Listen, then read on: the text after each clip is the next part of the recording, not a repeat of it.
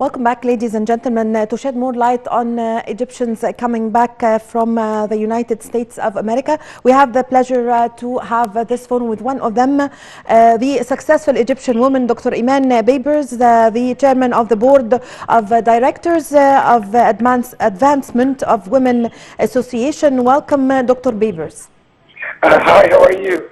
How are you, Dr. Bibars? Dr. Bibars, you were already in the United States of America, and you came back to Egypt last week. What were the procedures and the steps that were taken by the Egyptian government to bring back the Egyptian who were stranded there in the USA, and you are one of them?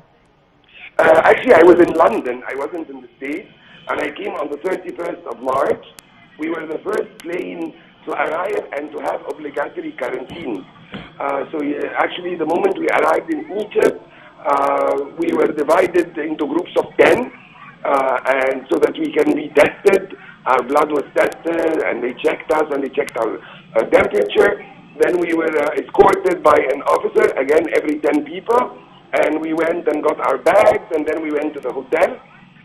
We were told in the UK that we will pay money, but once we arrived in the hotel at the same night, on the same night of the 31st of March, we were told that we're not going to pay money.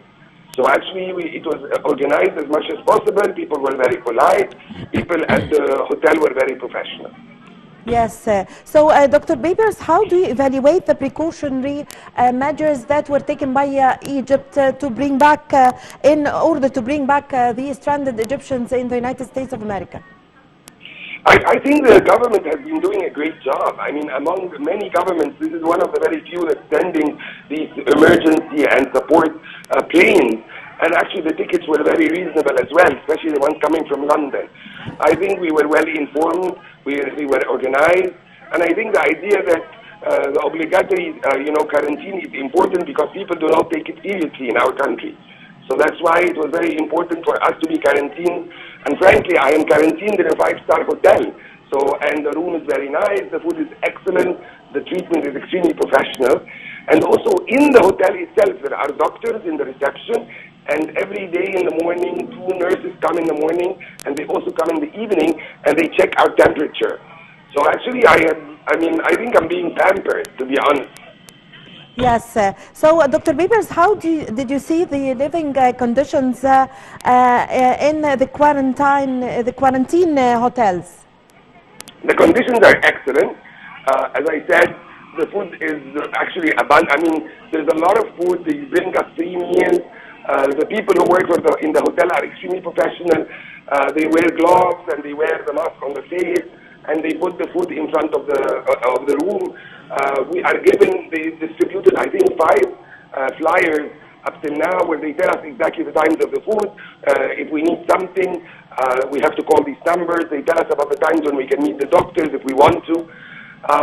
So frankly, they are very careful. And actually yesterday also, they cleaned the whole garden and the whole outside area and the reception, with a lot of the material, the medical material that is needed to make it clean and to be very safe. Yes. Dr. Bibars, how do you see or evaluate the Egyptians quarantined with you in the hotel in following the instructions and abiding by all the health preventive measures? To be honest, no, not everybody is abiding. And actually the 2 doctors are trying their best, and they managed. At the beginning it was very difficult, but I think, for example, the day before yesterday, when people insisted to go down, the doctors were very strict, and they made them, have a safe distance of 2 meters each.